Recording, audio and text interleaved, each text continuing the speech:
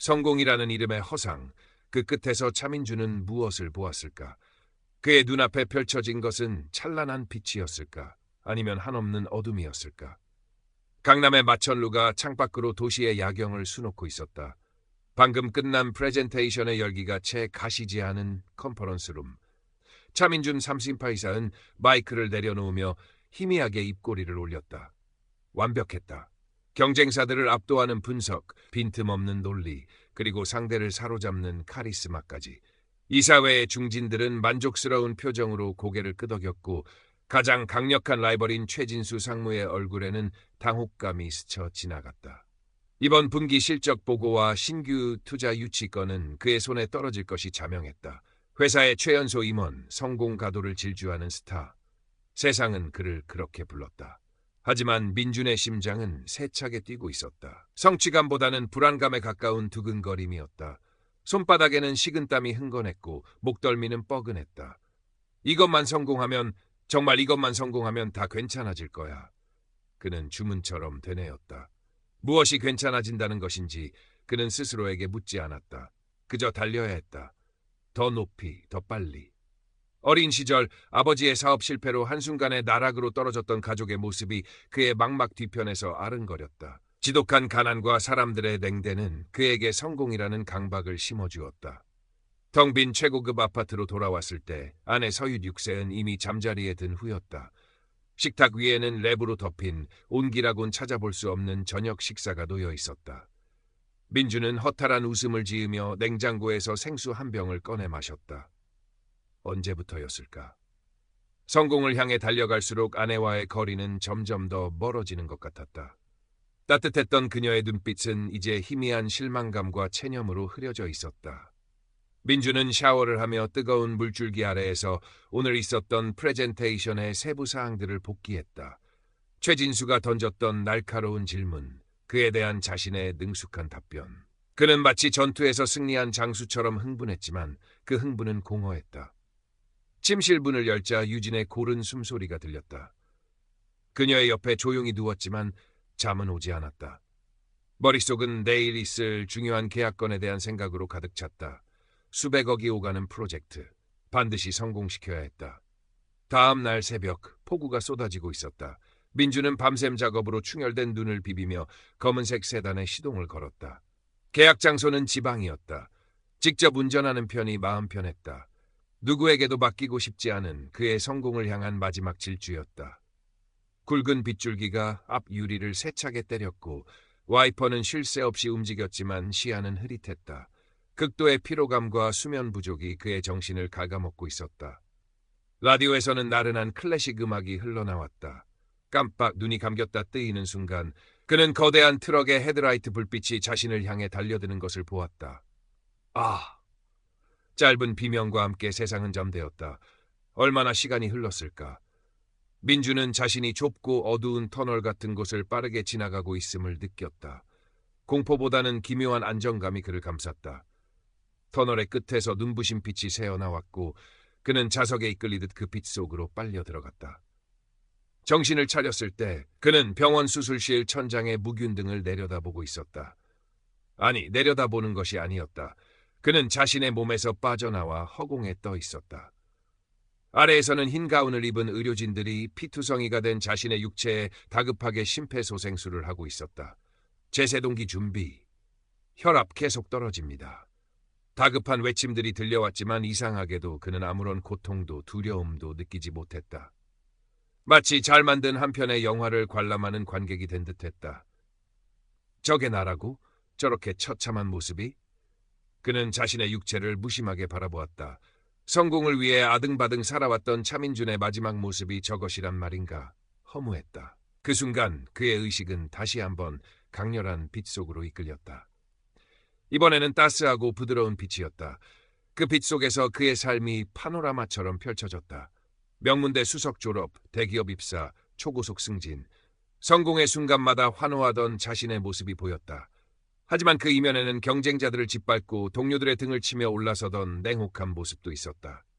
특히 몇 년 전 중요한 프로젝트에서 사소한 실수로 팀 전체를 위기에 빠뜨릴 뻔했던 신입사원 김민수. 민주는 그에게 재기의 기회조차 주지 않고 매몰차게 내쳤었다. 김민수의 절망에 찬 눈빛, 그리고 끝내 회사에서 그의 등을 떠밀었던 자신의 냉정한 얼굴이 슬로우 모션처럼 지나갔다. 깊은 후회와 죄책감이 해일처럼 밀려왔다. 나는 성공을 위해 무엇을 놓치고 살았던 걸까? 눈물이 뺨을 타고 흐르는 것을 느꼈지만 슬픔 속에서도 기묘한 평화가 찾아왔다. 그때 형언할 수 없는 따뜻함과 사랑을 발산하는 존재가 그의 앞에 나타났다. 명확한 형체는 없었다. 그저 온화하고 밝은 빛, 그리고 영혼을 울리는 부드러운 목소리였다. 민준아, 그 목소리는 마치 오랫동안 그를 지켜봐온 존재처럼 다정했다. 내 삶은 무엇을 위한 것이었느냐? 네가 쌓아올린 그 탑의 무게에 너는 행복했더냐? 빛의 존재는 그를 심판하거나 평가하지 않았다. 그저 스스로 삶을 돌아보게 하는 질문을 던질 뿐이었다. 민주는 아무런 대답도 할 수 없었다. 그저 빛의 존재가 발산하는 무한한 사랑과 수용의 에너지에 휩싸여 지상에서 단 한 번도 느껴보지 못했던 완전한 평화를 경험했다. 모든 걱정과 불안, 경쟁심과 초조함이 눈 녹듯 사라졌다. 그는 이 경험을 영혼의 오르가즘이라고 표현할 수밖에 없었다. 마치 오랫동안 잃어버렸던 고향에 돌아온 아이처럼 그는 한없이 울고 또 웃었다. 이 빛의 세계에 영원히 머무르고 싶었다. 지상의 모든 고통과 번뇌로부터 완전히 해방된 느낌이었다. 돌아가고 싶지 않아. 이곳에 남고 싶어. 그의 간절한 바람이 빛의 존재에게 전달된 것일까? 아직 네가 매듭지어야 할 인연의 실타래가 남아있구나. 네가 뿌린 씨앗 중에는 아직 거두지 못한 열매도 있고. 빛의 존재는 부드럽지만 단호하게 말했다. 그 순간 민준의 마음속에 아내 유진의 슬픈 얼굴이 떠올랐다. 그리고 용서를 구하지 못했던 김민수의 얼굴도. 돌아가야 한단 말인가? 이 지극한 평화를 뒤로하고 다시 그 고통스러운 현실로? 그는 절규하고 싶었지만 목소리가 나오지 않았다. 선택의 기로에 놓인 그의 영혼은 격렬하게 흔들렸다. 얼마나 시간이 흘렀을까? 민주는 마치 깊은 물속에서 끌어올려지듯 거칠게 현실로 내던져졌다. 흡! 폐부 깊숙이 차가운 공기가 밀려 들어오며 그는 격렬한 기침과 함께 눈을 떴다. 온몸이 부서질 듯한 통증과 함께 낯선 병실 천장의 형광등 불빛이 그의 눈을 찔렀다. 옆에서는 환자분, 정신이 드세요? 하는 간호사의 다급한 목소리가 들렸다. 기적적으로 살아났다고 했다. 하지만 민준에게 현실은 지옥과 다르지 않았다. 임사체험의 기억은 너무나도 생생했지만 그 평화와 사랑은 온데간데 없었다. 남은 것은 찢어질 듯한 육체의 고통과 깊은 혼란뿐이었다. 퇴원 후 민준의 삶은 송두리째 흔들렸다. 예전처럼 일에 집중할 수 없었다. 화려한 성공, 치열한 경쟁, 그 모든 것이 부질없게 느껴졌다. 밤마다 임사체험의 기억이 그를 찾아왔고 그는 자신이 경험한 것을 어떻게 받아들여야 할지 몰라 괴로워했다. 회사는 그의 복귀를 종용했고 최진수 상무는 노골적으로 그의 자리를 넘보고 있었다. 그는 아내 유진에게 자신의 경험을 어렵게 털어놓았다.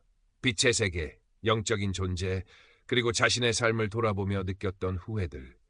유진은 그의 말을 쉽게 믿지 못했다. 사고 후유증으로 인한 정신적인 문제이거나 극심한 스트레스가 만들어낸 환각일 거라고 생각했다.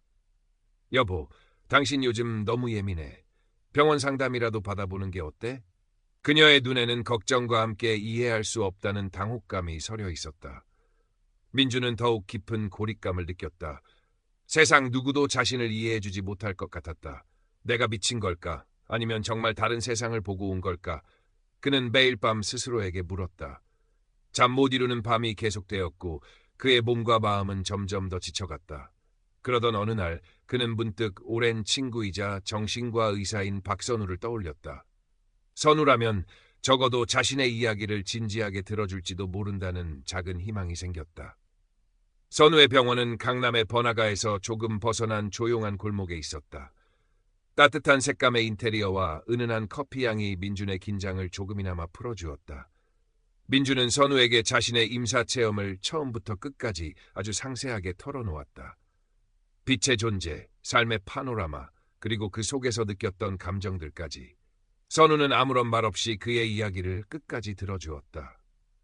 민준의 이야기가 끝났을 때 선우는 한동안 침묵을 지키다가 천천히 입을 열었다. 민준아, 의학적으로는 설명하기 어려운 경험인 건 분명해. 외상 후 스트레스 장애나 일시적인 뇌 기능 이상으로 치부할 수도 있겠지. 하지만 중요한 건 그 경험이 너에게 어떤 의미였고 내 삶을 어떻게 변화시키고 있느냐는 거야. 선우의 말에는 비난이나 평가가 없었다. 그저 친구로서의 진심 어린 이해와 공감이 담겨 있었다. 민주는 처음으로 누군가에게 깊은 위로를 받는 느낌이었다. 나는 내가 완전히 다른 사람이 된 것 같아. 예전에는 돈, 성공, 명예 같은 것들이 전부라고 생각했는데 이제는 그 모든 게 다 부질없게 느껴져. 그 빛 속에서 느꼈던 평화, 그 사랑, 그게 진짜라는 생각이 들어. 그럼 이제 어떻게 하고 싶은데? 선우의 질문에 민주는 쉽게 대답하지 못했다. 그는 자신이 무엇을 원하는지, 어떻게 살아야 할지 아직 알 수 없었다. 다만 예전처럼 살고 싶지 않다는 것만은 분명했다. 한편 회사에서의 압박은 점점 더 심해졌다.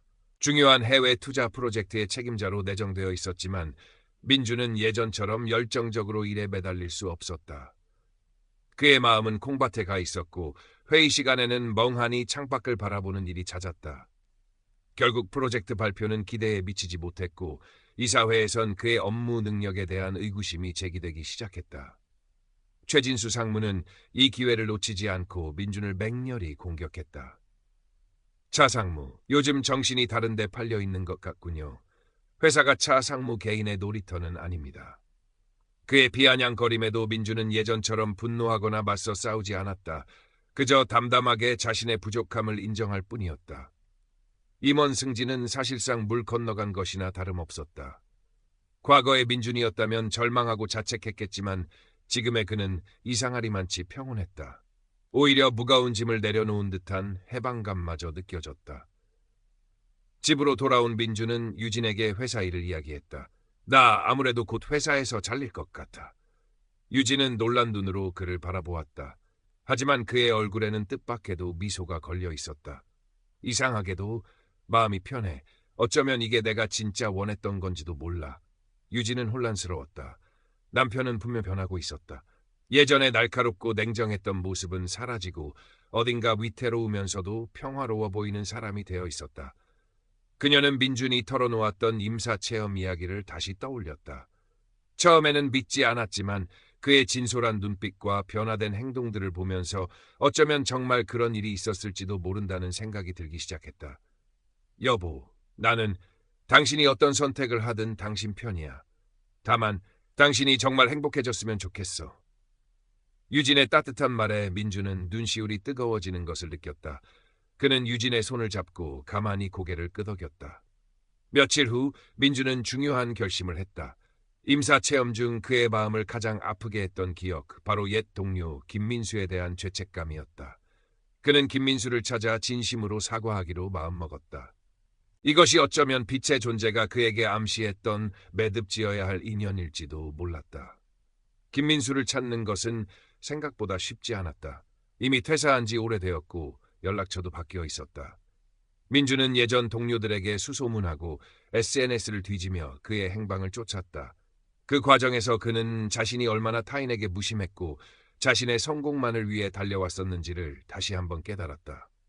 몇 주간의 노력 끝에 그는 김민수가 작은 지방 도시에서 개인 사업을 하고 있다는 것을 알게 되었다.